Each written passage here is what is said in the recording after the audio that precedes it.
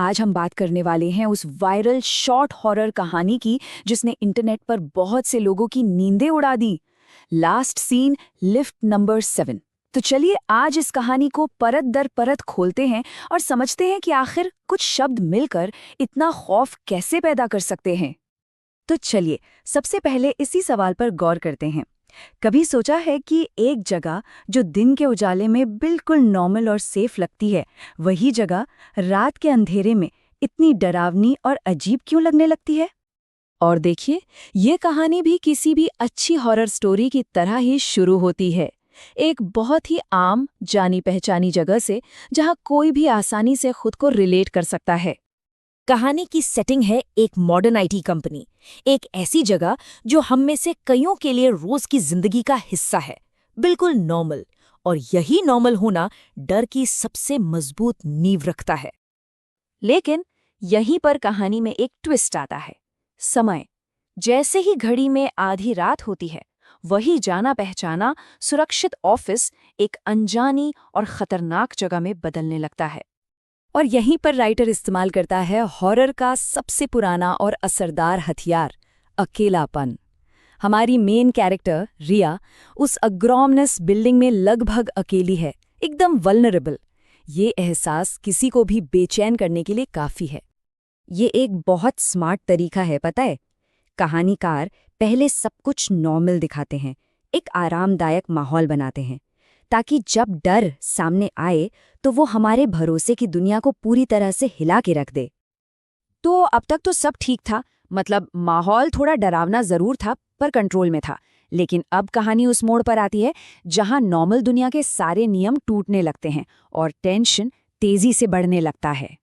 और तभी पहली गड़बड़ होती है। लिफ्ट का दरवाजा खुलता है और अंदर एक औरत पहले से मौजूद है, लेकिन उसकी खामोशी, उसका पत्थर की तरह एक टक सामने देखना, कुछ तो है जो बिल्कुल भी नॉर्मल नहीं है। एक अजीब सी बेचैनी होने लगती है।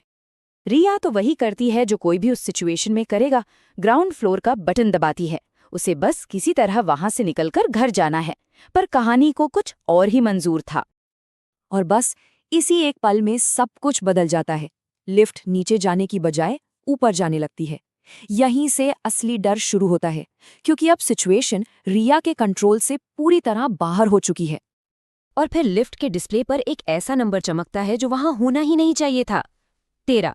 वही नंबर जिसे पूरी दुनिया में अनलकी और अशुभ माना जाता है। और रिया के दिमाग में भी बस यही एक बात गूंज रही है, 13वां फ्लोर तो है ही नहीं। सोचिए वो खौफ, जब एहसास हो कि जो हो रहा है वो नामुमकिन है। डर अब हकीकत बन चुका है।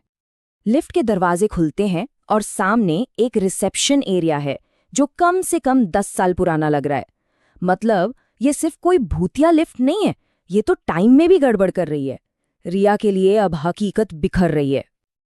चलिए अब आते हैं इस कहानी के क्लाइमैक्स पर, वो हिस्सा जहां अब तक का सारा शक, सारा सस्पेंस एक खौफनाक यकीन में बदल जाता है। अब देखिए कहानीकार कितने स्मार्ट तरीके से पर्सपेक्टिव बदलता है। हम रिया के दिमाग से बाहर निकलते हैं और एक सिक्योरिटी गार्ड की आंखों से सीसीटीवी फुटेज को देखते हैं। एक तरह से अब हमें सबूत मिलने वाला है। गार्ड घंटों की फुटेज देख रहा है, कुछ नहीं, और फिर उसे मिलता है सिर्फ एक फ्रेम, एक अकेला अजीब सा फ्रेम। और उस फ्रेम में ऐसा क्या था? उसमें रिया थी, लिफ्ट नंबर 7 के अंदर, लेकिन वो अकेले नहीं थी। जी हाँ, ठीक रिया के पीछे एक चेहरा मुस्कुरा रहा था। वो डर जिसे रिया शायद सिर्फ महसूस कर रही थी, अब वो हमारी आंखों के सामने था।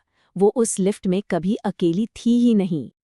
तो सवाल ये है कि ये कहानी इतना असर क्यों करती है? ये डर इतना असली क्यों लगता है? आखिर कौन सी वो छोटी छोटी बातें हैं जो मिलकर इसे इतना प्रभावशाली बना देती हैं? चलिए इसे समझते हैं।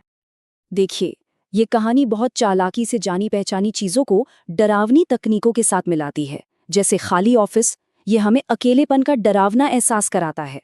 13वां फ्लोर, ये हकीकत के नियमों को ही तोड़ देता है। और फिर वो सीसीटीवी फ्रेम, वो तो एक फाउंड फुटेज जैसा पक्का सबूत बन जाता है। और आखिर में इसे एक अर्बन लेजेंड, एक शहरी किवदंती की तरह पेश किया जाता है। ये सब मिलकर ही तो इसे इतना खौफनाक बनाते हैं। और कहानी की ये आखिरी लाइन, लिफ्ट नंबर 7, कभी नीचे नहीं जाती। ये लाइन रोंगटे खड़े कर देती है। क्यों? क्योंकि ये रिया की कहानी को सिर्फ एक घटना नहीं रहने देती, ये उसे एक कभी न खत्म होने वाली डरावनी किंवदंती बना देती है। मतलब ये पहले भी हुआ है और शायद आगे भी होता रहेगा। तो आखिर में एक सवाल हमारे जहन में रह जाता है, सबसे ज्यादा डरावना क्या होता है? वो खौफ जो हमें साफ साफ दिखाया जाता है, या वो जिसे कहानीकार हम